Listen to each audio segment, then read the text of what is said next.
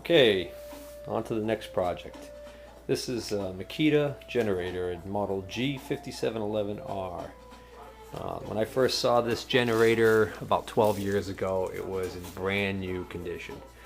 I had actually used this generator in the construction of my house, and when we got the rough framing built to the point where we could get the electrical hookup done for the house and some temporary outlets done, we no longer needed it, and so then it was left to the care of a relative who had a garage at the time and was storing it in the garage, but they only stored it in the garage for a couple of years without using it, and then I guess they decided they needed the space, so they took it and they threw it out in the back of their barn on the farm that they live on, and covered it with one of those cheap blue tarps, and it stayed out there for probably about 8 years at least, and the blue tarp had long since failed, so water had been getting down into here, and like original gasoline was never treated with any stabilizer or drained from the tanks. As a matter of fact, it's still in there right now, so that gas is very stale, and it caused everything to get all gummed up as far as the carburetor goes. I've actually already removed the carburetor and I've got that soaking, but you can actually see there's actually that almost like a resin gum type of buildup here in the intake port. If I can get this, you can actually see it. That's pretty much the kind of stuff you're dealing with. It's very sticky and gummy, and the carburetor's all, even the throttle body, the throttle shaft for the throttle butterfly was seized up. The choke butterfly was seized up. There's this solenoid that mounts in the bottom of the float bowl here, and this was all gummed up, completely covered with that stuff, and was seized. And I managed to get that freed up by cleaning it up with some solvent. So I think that solenoid, even though it's got corrosion on the outside of it, I think it's going to be okay. I'll test that at some point. A couple other issues, other than just the heavy corrosion on everything. This cover actually was on top of here, and you would have thought, well, that might have protected the top of this engine from getting corroded, but apparently it didn't do much, because this is really heavily corroded, and there's also some acorns and stuff like that, like maybe some mice or other critters had been foraging around in here and using this as somewhat of a home. Tires actually are, they dry rotted and completely off the rims. Rims are really badly rusted. This is all dirt in here because this was actually sunk down in the mud and just kind of buried there, and it was actually frozen to the ground when I picked it up a couple weeks ago, being that it's December. And the battery that was on there when I last saw it 12 years ago, or about 12 years ago, that's the same battery that's on here now, so I'm pretty satisfied that that battery is going to be junk. The housing here for the air filter cover, that's pretty well rusted, and the actual air filter itself, this foam type air filter, is all dry rotted. It just kind of crumbles, caves in and crumbles underneath your touch, so that's going to have to be obviously replaced. But now I'm going to pull that carburetor out on the bench and take a look. So what I'm going to do now is, I've had the carburetor soaking for a couple of days. I'm going to take that carburetor out of the soak and see if I can't clean it up some.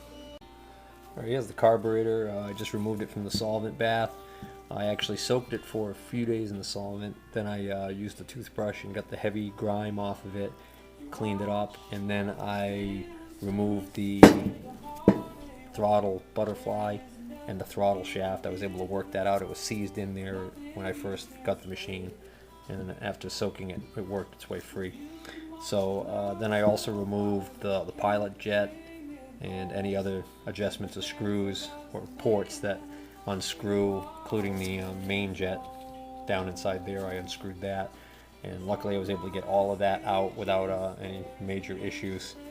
And then I put it back in the bath and soaked it again for a couple more days.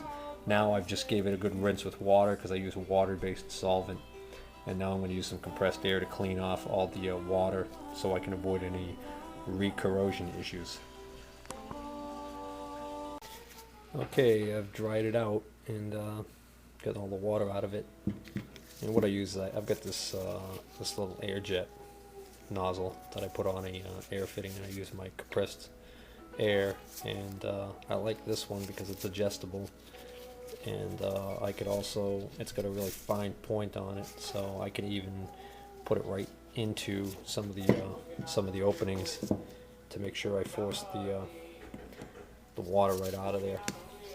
So now I'm just gonna clean up a little of this residue that's on here with the old toothbrush. The water-based solvent that I used leaves a residue on aluminum. It's a white chalky dust-like residue, and ideally you want to get as much of it off as possible, because if any of the larger chunks of that were to come off while the fuel's in the bowl here, for instance, it might get sucked into an opening and clog a jet. So after I've got this running, well, hopefully I'll get this running, and once I do, I'm going to make sure that the fuel is treated with probably seafoam to help keep any of those type of problems from reoccurring. But in the meantime, I'm going to try and get as much of this off as I can. So what I've got is I got my Dremel style rotary tool here, and I've got a very small cup style brush on it, and I can use that. I get right down in there and clean that all up. Alright, that's cleaned up to the point where I'm ready to tackle the next step, which is to start to clean some of these really tiny passageways and openings. This is a Makita carburetor, and they're notorious for having really tiny passageways to deal with. You can actually see here, right there inside on the wall of the throat right here, is actually a couple of tiny little black specks. Those are actually openings, and I've already removed as much as I can on this as far as jets, screws, whatnot. Now, as far as how to go about cleaning these passageways out, ideally you want to remove the little tiny welch plugs, as they're called, which are these little aluminum discs in various areas of the carburetor. They give you better access. What you do is you actually stick a sharp device through it and pry it, and it pops out. Of course, that ruins the disc in the process, but the idea being that if you get the proper carburetor rebuild kit, you could reinstall them, and it would come with new welch plugs. Problem is, a lot of these Makita carburetors don't have kits available. They actually expect you to buy the whole carburetor, which is cost prohibitive, especially in this case here. Some of these are cheap, some of them aren't. I can't even find a number on this particular one, so I'm just going to go ahead and try and resurrect this one. So what I do to clean these little passages, on the larger ones you can actually use, this is actually a pipe cleaner, and it works well for some of these larger passageways that you need to get in and out of, even the main jet. The main jet passageway, once you've removed the actual main jet, you can actually use this. And then for the smaller ones, I have this set right here. This is actually a set of tiny tools for cleaning the nozzle tips on acetylene torches. And these can be found at many auto parts stores. And I use them for cleaning carburetors. What's great about them is they have a very slight knurled or ribbed edge, and it actually gives you a good cleaning action. And they also come in various sizes, right down to some really tiny ones like this one here. And the beauty of that is you can pretty much get away with not damaging the carburetor by using that. These carburetors are soft aluminum, and some people use drill bits in some of the larger ones, and the problem is you take a drill bit, you're trying to remount dirt from a brass or an aluminum passageway, and you're just asking for trouble. You're going to enlarge it. So I use these, and whatever else I can get away with, it's not going to harm anything. So I'm going to start that process now. This video camera really can't get in close enough to give you an idea how small some of these holes are, but they're pretty tiny. This is a little brass insert that I just cleaned up, and that actually goes right here on the top of the carburetor into that threaded hole right there. So I'm going to install that now. This tiny brass insert right here is the main jet, and that insert actually goes down inside here and threads in. But before that can be reinstalled, it has to be cleaned out. There's a tiny hole. And I actually can see a little bit of daylight through that, which is good. That means it's not completely blocked, but I'm going to clean it anyways. Okay, this is the shaft for the throttle butterfly, and that had some light corrosion on it. And I cleaned that up with a little piece of steel wool and just rub it briskly, and it's actually, the metal's in good shape. It's not badly pitted, so I'll be able to reuse that, which is good. So now I'm going to reinsert that, and then I'm going to reinstall the throttle butterfly, and that's held in by two tiny screws that thread into this. And what I'm going to do is I'm going to put a tiny bit of Loctite on the threads for those screws. And the reason why you want to do that is because there's nothing worse than having one of those screws loosen up while the motor's running and fall in and get sucked into the engine. And that little tiny piece of metal can do some serious damage. I'm going to finish assembling the carburetor here for the Makita generator. I finished cleaning it, cleaning out all the ports and everything. And I'm reinstalling the throttle butterfly. These two little tiny screws that hold it on, I'm going to put a little blue Loctite on the threads before I screw them in. I like to do that because if one of these was to loosen up while the engine was running, it could actually get sucked into the motor and cause some damage.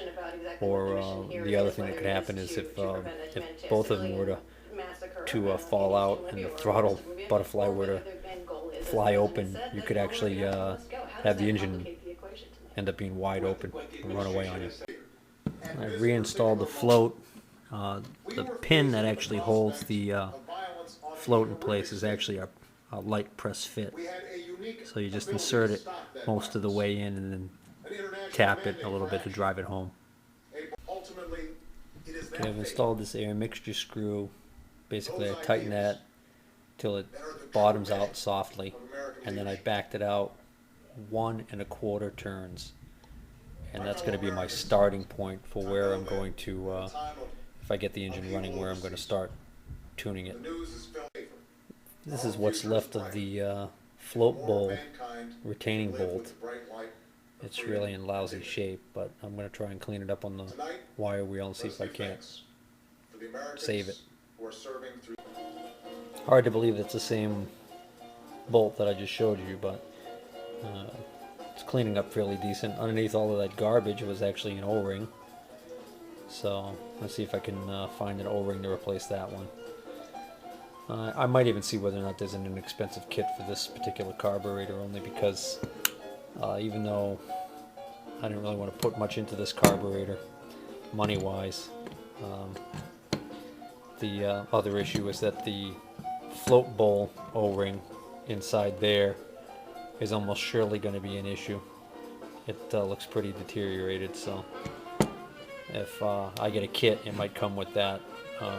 Almost definitely going to come with that float bowl gasket and then or O-ring, and might even come with this little O-ring here. So I'll get some numbers off this carburetor and see what I can come up with. Right now I'm just going to run my my little cleaning tools here that I use for my carburetors through some of these holes, get some of this garbage out of this. It's just the end there is just packed with crud. It's really lousy. Okay, I just replaced the what they call the bowl packing, which is basically a little rubber gasket that goes in this groove right here. This is the old one. It's really dry and brittle, and it's caked with all this disgusting stuff that's going to impede the sealing of the bowl. And I also cleaned up the bowl previously. So now this this packing, it's about $4.50 if you order one on the internet. But I was able to just go down to my local small engine repair place that I've gotten stuff from before, and he found one that he had that is a perfect fit. I also picked up an O-ring to replace this O-ring. I got the Makita generator wheeled outside. I had installed the carburetor and hooked up the fuel line. Before I did all that, I drained all of the stale gas out of the tank. I removed this little bowl here and cleaned that. and flushed the lines and installed fresh gasoline, hooked everything back up, and actually was able to get it started after only about 10 pulls. And it runs, but it was running really rough and it was surging. It wouldn't idle. So I've probably still got a blockage somewhere in the carburetor that I missed. So I'm probably going to have to take the carburetor apart and clean it again. But that was a couple of days ago that I tried it. Just for the heck of it today, before I go through the trouble of taking the carb off, I'm going to try and run it again and see. Sometimes if fresh gas sits in the carburetor for a little while, it'll actually have the ability to clear a minor blockage. So just for the heck of it, we'll try that.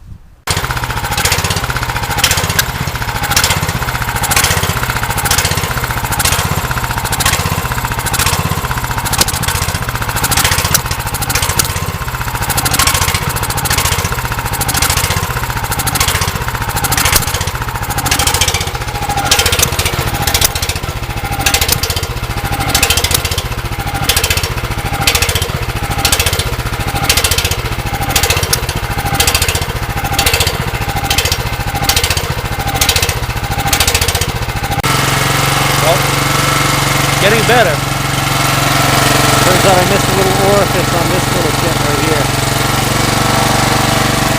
Clean that out. Still not idling correctly though. Let's throttle about halfway up. But good news is when I flip the switch on here, pilot lamp lights, and voltmeters actually showing those generating voltage. So that's all good.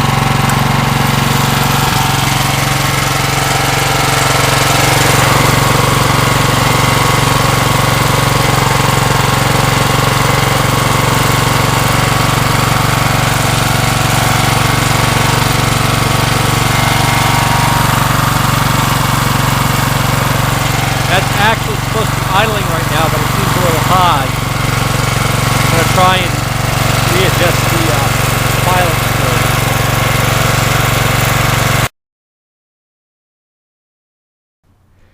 I was in Tractor Supply Company the other day and picked up a couple of new wheels for the Makita generator.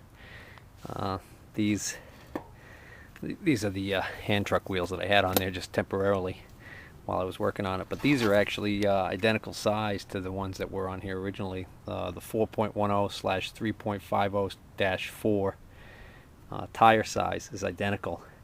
They're not I mean, they're cheap Chinese made ones for $10 a piece, but I mean, what do you want for $10? It's a pneumatic tire. They had the run flat style also, but those were about $25 a piece. And being that the generator is in such rough shape now, I didn't feel like sinking that kind of money into it. And also, unlike the previous caretaker, if I have this sitting for any long periods of time, I'm going to put some blocks underneath it and keep the wheels off the ground. So I'm not going to really rely on the wheels to have to hold air year after year unattended to. So I put some white lithium grease on the shafts, even though the actual thing that it rides on is the bearing. That inner part's not actually supposed to be rotating on the shaft, but I greased it up anyways just in case I need to take them off at some point. Although I venture to guess next time these come off won't be my problem. Anyways, I gotta get the washers and some cotter pins in there, and that'll finish installing these cheap wheels.